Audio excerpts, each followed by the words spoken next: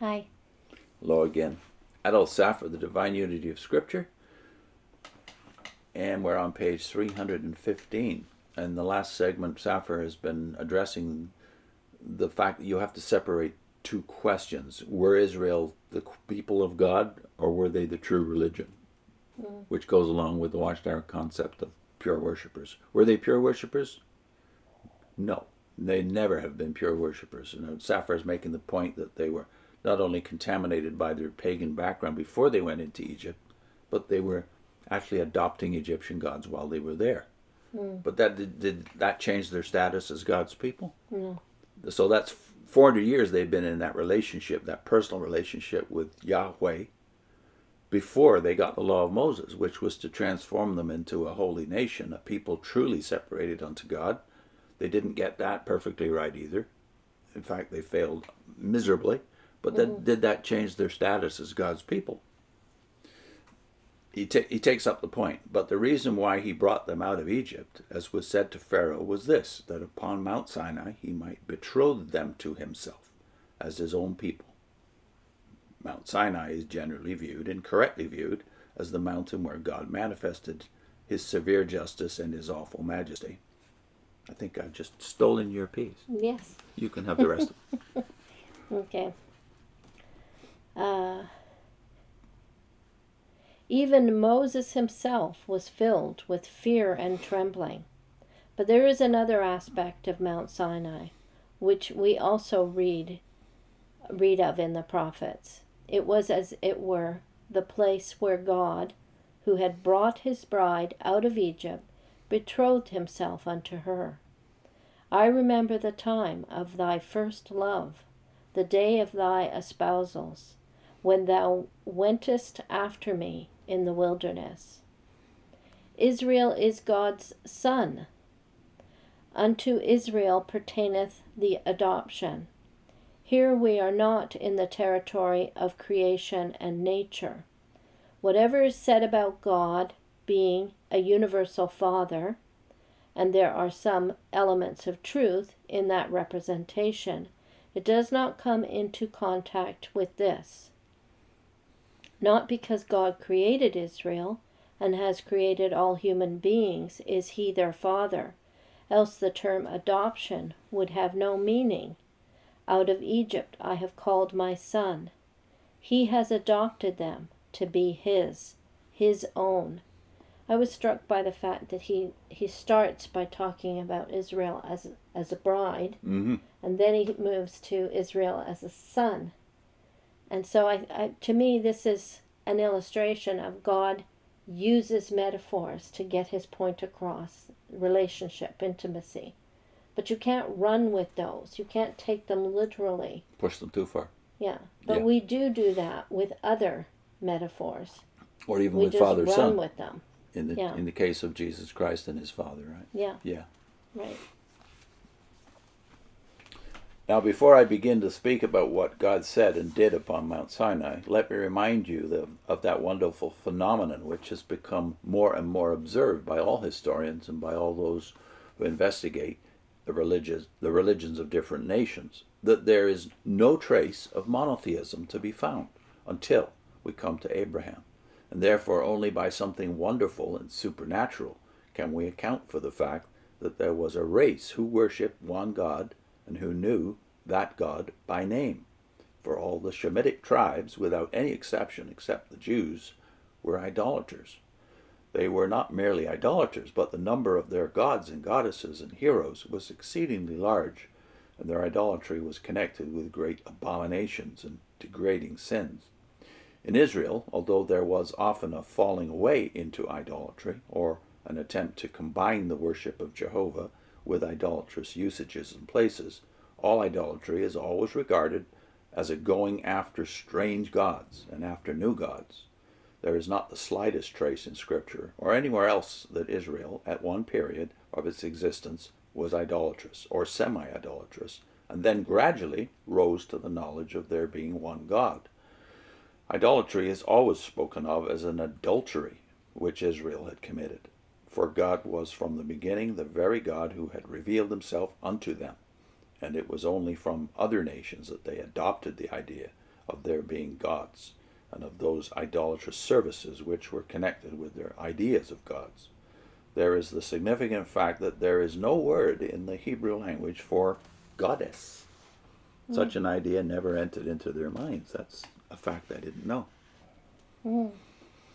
That entire degradation of the idea of God, whatever remnant there may have been left in the minds of men from the primeval revelation, that, through degradation of the idea of God, according to which man knew really of no God, but only a personification of the powers of life, had never any place among the descendants of Abraham, Isaac, and Jacob.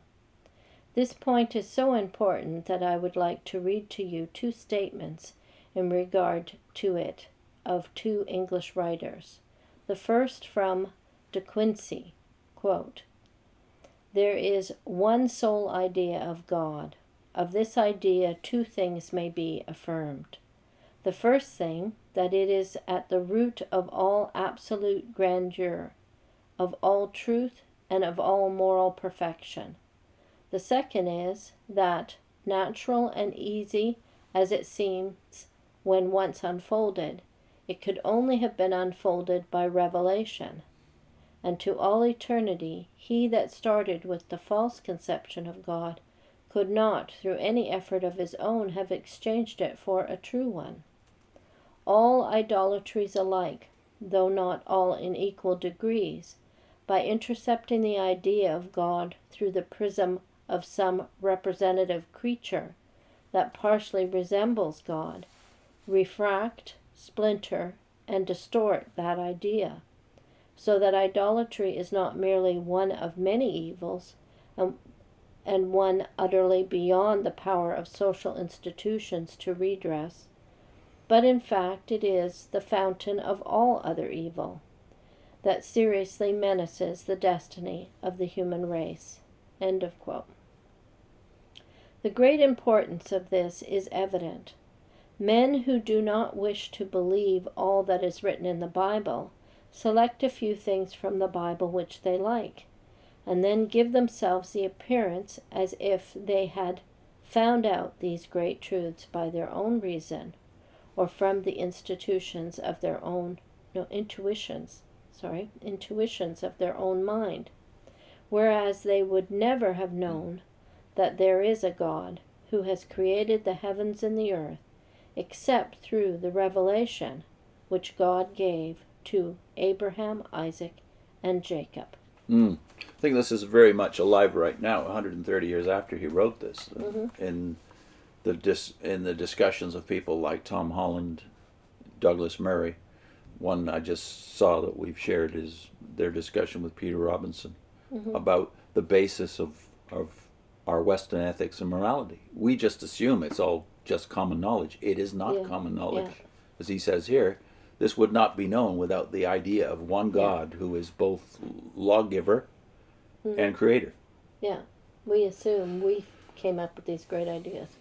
Yeah, we are conceited. Not merely would they not have known that there is one Godhead, important as this is, it is not of the chief importance. Some philosophers have supposed that there could be only one supreme cause of all things, but that is not God. To believe in a Godhead and in a supreme being is not to believe in God. I may see the beautiful pictures and sculptures which some great artist has produced, but I do not know him. The little child that plays with him knows him as his father, knows his person, knows his countenance, knows his love. Of what use is that abstraction of deity which the philosophers possess? Canon Moseley says, quote, "The vulgar among the heathen believed in many gods. The philosopher believed in a universal cause, but neither believed in God. It is perfectly evident. I cannot understand how people can read the Bible and not see it, but they do not. The vulgar believed in many gods. The philosopher believed in a universal cause, but neither believed in God. The philosopher only regarded the universal cause as the spring of the universal machine, which was necessary to the working of all parts, but was not thereby raised to a separate order of being from them. Theism was discussed as a philosophical, not as a religious question. Nothing could have astonished him more that when he had proved in the lecture hall the existence of a God, to have been told to worship him. Worship him, he would have answered. Worship what? Would you picture him indignant at the polytheistic superstition of the crowd and manifesting some spark of the fire of St. Paul when he saw the city, that is Athens, wholly given to idolatry? You could not have been more mistaken. He would have said that you did not see a plain distinction. So again, he's saying that the idea of a first cause is not the same as a personal God, is it? Yeah. Mm-hmm. No, you're going to read a bit more. The crowd was right on the religious question, the philosopher right on the philosophical. However, men may uphold in argument an infinite abstraction. They could not worship it. The hero was much better fitted for worship than a universal cause, fitted for it not in spite of, but in consequence of his want of true divinity. The supreme being among the Brahmins was a characterless, impersonal essence, a mere residuum of intellectual analysis. So he's making the comparison between the Greek concept of the first cause, not a personal God, and the Brahmins, who are the intellectuals of India, had the same idea of an abstract deity. So it's not self-evident that that the first cause, the Creator, would reveal himself personally. Yeah. No temple was raised to him, no knee was bended to him, without action, without will, without affection, without thought. He was a substratum of everything himself, a nothing.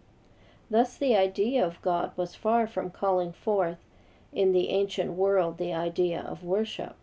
It ever stood in antagonism with it. One simple nation alone of antiquity worshipped God, believed the universal being to be a personal being, God. And while Israel knew God and knew his name, they were opposed to all idolatry. And as we have seen before, Nebuchadnezzar and Darius and Cyrus and many of the Gentile nations were taught by them the idea of God. And since Israel has forsaken God and his own proper name of God, with which to go out into the world, but only prides itself in the idea of the unity of God, which sinks back again into the philosophical idea of an abstraction, they have done nothing to disturb the idolater and to convert the heathen nations.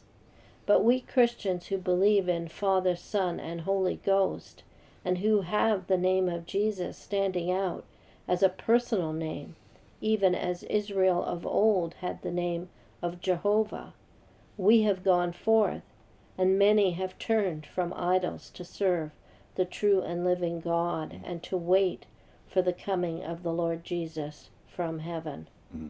So yeah, I think that's interesting that he points out, because Israel won't speak the name anymore, it's kind of made, even among Jews, a lot of them, God is abstract. Yeah. There's no personal relationship. We believe in a God, but he's not personal to us. Yeah. And the absence of his personal name in their discourse, even of unbelieving Jews, is amazing. When you talk to them, they will not use that name. Yeah. They have no right, they think, to a personal relationship with God until Messiah comes. So this contrast Saphir makes with Christianity is a great point. The name, the personal name of our deity, our relationship with God is defined by one person, and that is Jesus Christ. Yeah. Whereas their God has become, the Jews' God is, in Judaism, modern Judaism, rabbinic Judaism, has become an abstraction. Yeah, great point. So you also wanted to make a point, though, about the witnesses, because the witnesses kind of pride themselves in saying, we use God's name. Yeah, his true name. So that makes it personal, but is it really personal to the witness? Or is it just become almost a word whisker? It's just repeated. Well, JW.org has made it a brand name officially. Yeah. JW. What's a JW? Well, we used to kind of be offended when people called us JWs, but Yeah. now you use it. Yeah. And the name Jehovah, therefore, is identified with a brand name. Yeah. It's not a personal relationship. It doesn't define a personal relationship with the Lord as it did in the good old days of the Old Testament. I think we're putting in a link to number 7 in the Paradise Lost playlist, which playlist I would strongly urge those who are in dialogue with Jehovah's Witnesses to look at closely, because we're dealing with all the texts they use to vivify for witnesses the paradise earth, the texts they use door to door to describe what they consider to be the kingdom is going to look like. But number 7 in that series is based on Isaiah 25, and there it's very clear, as it is in several of the others, that when Jehovah rules, when his kingdom does come, he's reigning in person, not through somebody else. So we'll put a link to that number 7 of the Paradise Lost playlist, also to the playlist itself. Good. See you soon.